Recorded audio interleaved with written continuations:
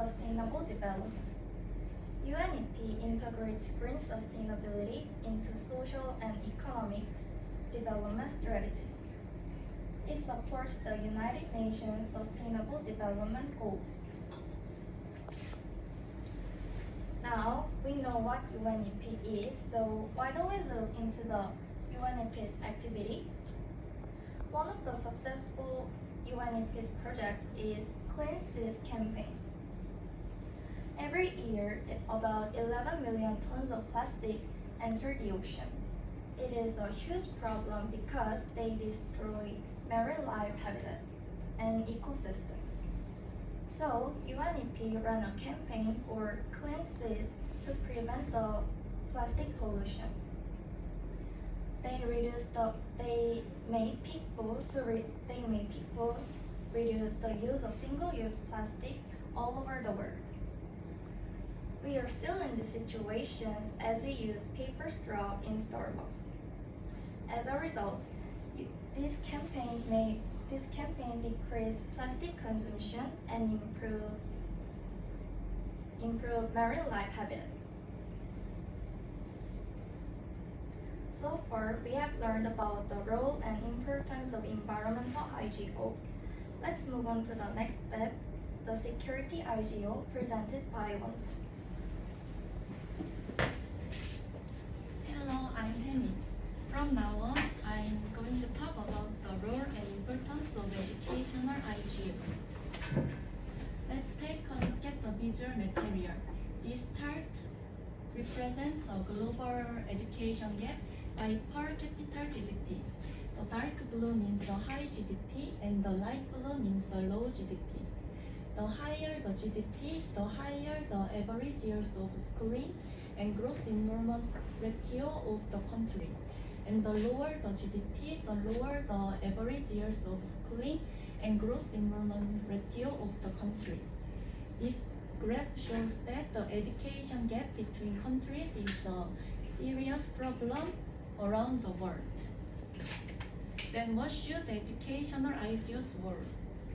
First, they lead the global education gap closing policy to close the education gap.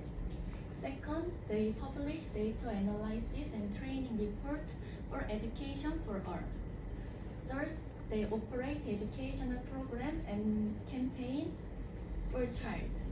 Fourth, they support for children's education.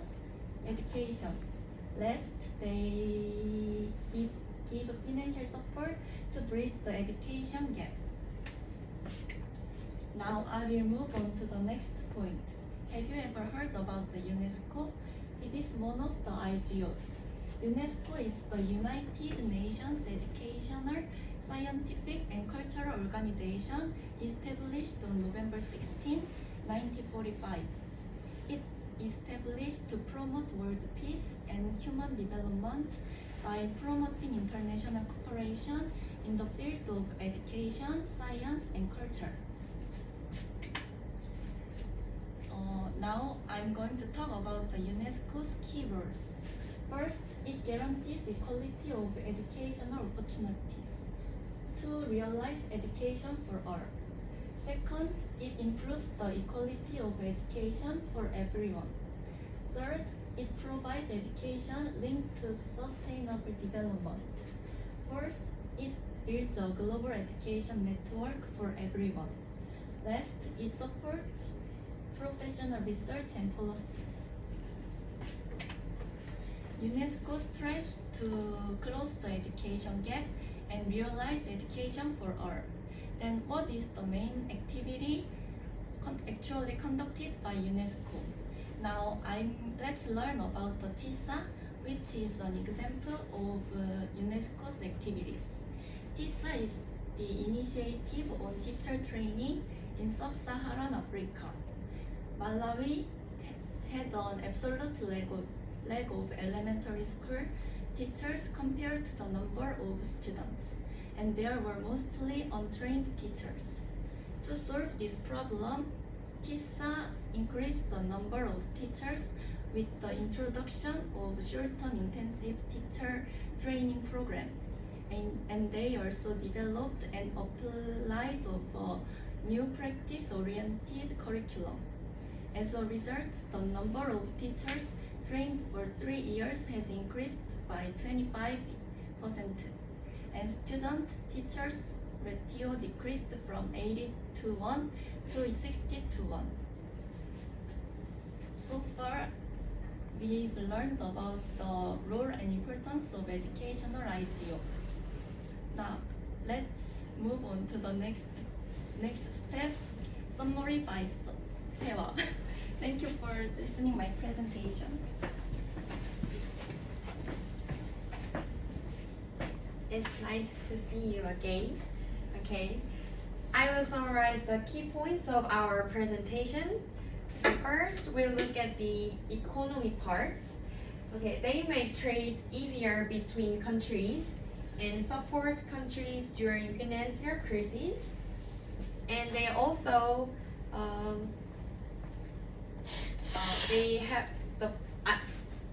they play the role in reducing poverty and improving infrastructure. And the example of the IGO is IMF, and the IMF, the main goal is to ensuring the stability of the international monetary system. And next we saw the environment part, and they promote sustainable development and make international agreements. And also they strive to preserve the natural ecosystem. And the example of IGO is UNEP, and their main goal is to set global environmental policies such as the Paris Agreement.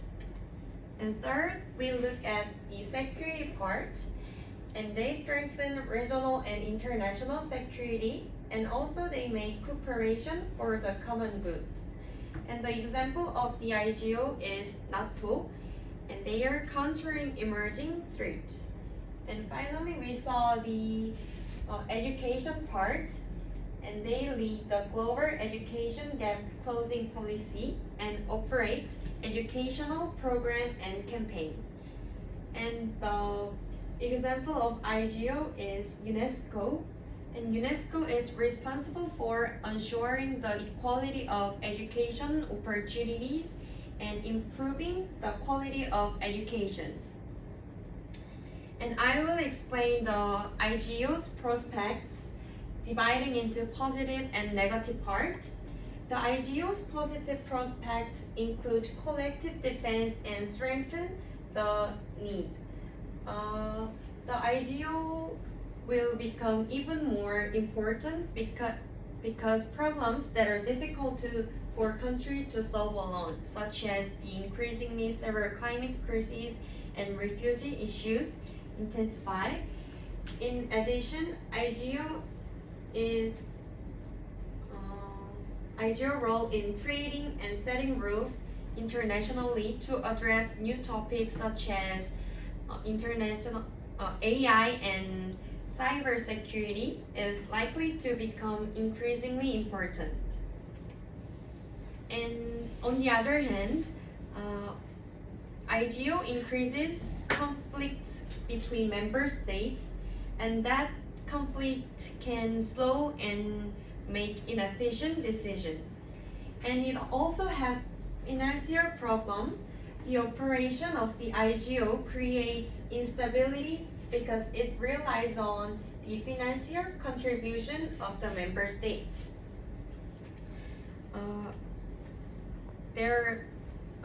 The IGO all around the world are striving for global peace and development, and there are so many IGOs, so I think it is helpful to find one that you're interested in. And this is end of our presentation. If you have any question, please do not hesitate to ask. Do you have any question? I think there is no question. Then this is end of our presentation. Thank you for listening.